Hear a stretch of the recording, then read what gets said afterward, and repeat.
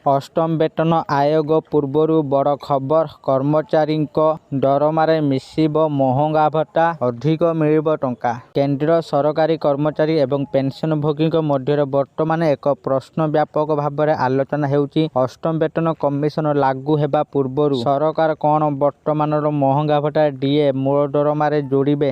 ଏହି ପ୍ରଶ୍ନ ଉଠାଯାଉଛି କାରଣ ସପ୍ତମ ବେତନ କମିଶନର କାର୍ଯ୍ୟକାଳ 2025 ଡିସେମ୍ବର 31ରେ ଶେଷ ହେଉଛି।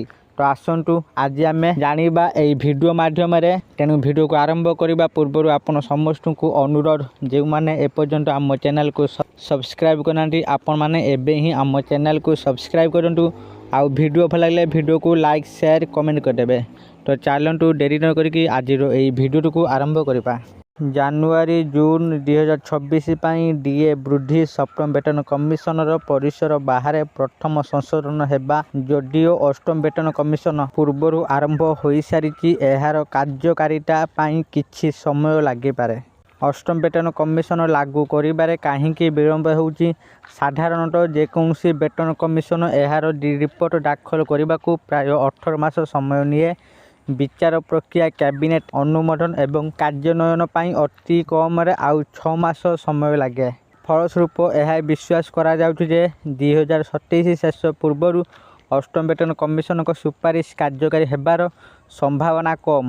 ଏହି ସମୟରେ କର୍ମଚାରୀ ସଂଗଠନଗୁଡ଼ିକ ଦାବି କରୁଛନ୍ତି ଯେ ବର୍ତ୍ତମାନର 58% ଡିଏକୁ ସେହି ସମୟ ପର୍ଯ୍ୟନ୍ତ ଏକ ଆଶ୍ୱସ୍ତି ସ୍ୱରୂପ ମୂଳ ଦରମାରେ ମିଶ୍ରଣ କରାଯାଉ। ସରକାରଙ୍କ ପକ୍ଷରୁ ସ୍ପଷ୍ଟ ଉତ୍ତର, ଡିଏ ମିଶ୍ରଣ ପାଇଁ କୌଣସି ପ୍ରସ୍ତାବ ନାହିଁ। ତଥାପି ସରକାର ଏହି ଦାବି ଉପରେ ସ୍ପଷ୍ଟ। ଡିସେମ୍ବର 2025ରେ ସଂସଦରେ ଏକ ଲିଖିତ ଉତ୍ତରରେ ସରକାର କହିଥିଲେ ଯେ ବିଦ୍ୟମାନ ଡିଏକୁ ମୂଳ ଦରମାରେ ମିଶ୍ରଣ କରିବାର କୌଣସି ପ୍ରସ୍ତାବ ବିଚାରାଧୀନ ନାହିଁ। ସରକାର କହିଛନ୍ତି ଯେ ଏଆଇସିପିଆଇ ଆଇଡବ୍ଲ୍ୟୁ ମୁଦ୍ରାସ୍ଫୀତି ସୂଚକା ଆଧାରରେ ମୁଦ୍ରାସ୍ଫୀତିର ପ୍ରଭାବକୁ ପୂରଣ କରିବା ପାଇଁ ପ୍ରତି 6 ମାସରେ ଡିଆର୍ ବୃଦ୍ଧି କରାଯାଏ ଏବଂ ଏହା ବର୍ତ୍ତମାନ ପାଇଁ ଯଥେଷ୍ଟ। କର୍ମଚାରୀ ସଂଗଠନଗୁଡ଼ିକ କାହିଁକି ଡିଏ ମିଶ୍ରଣ ଚାହାନ୍ତି? ମୂଳ ଦରମାରେ ଡିଏ ଯୋଡ଼ିଲେ ମୂଳ ଦରମା ବୃଦ୍ଧି ପାଇବ। ଏହା ସ୍ୱୟଂଚାଳିତ ଭାବରେ ଟିଏ ଏବଂ ଅନ୍ୟାନ୍ୟ ଭତ୍ତା ବୃଦ୍ଧି କରିବ। ପେନ୍ସନ ଗଣନା କରିବାରେ ମଧ୍ୟ ସିଧାସଳଖ ଲାଭ ମିଳିବ। ବର୍ତ୍ତମାନ ଡିଏ ମୁଦ୍ରାସ୍ଫୀତିର ପ୍ରକୃତ ଚିତ୍ରକୁ ପ୍ରତିଫଳିତ କରୁନାହିଁ। ଏହି କାରଣରୁ ସେମାନେ ଏହାକୁ ମଧ୍ୟବର୍ତ୍ତୀକାଳୀନ ଆଶ୍ୱସ୍ତି ଭାବରେ କାର୍ଯ୍ୟକାରୀ କରିବାକୁ ଦାବି କରୁଛନ୍ତି। ପୂର୍ବରୁ କ'ଣ ଘଟିଥିଲା?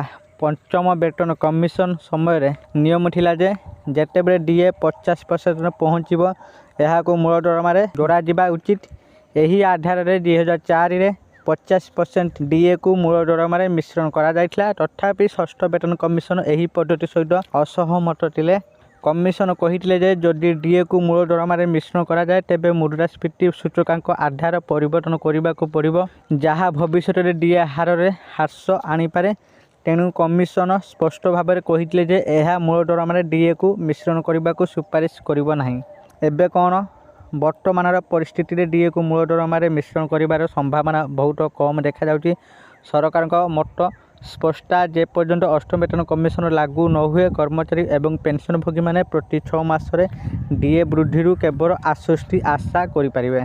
ଆଶା କରୁଛି ଆପଣମାନଙ୍କୁ ଆଜିର ଏହି ଭିଡ଼ିଓଟି ନିଶ୍ଚିତ ଭାବରେ ଭଲ ଲାଗିଥିବ ଓ ଆପଣମାନେ ଭିଡ଼ିଓ ଦେଖି ସବୁକିଛି ବୁଝି ଯାଇଥିବେ।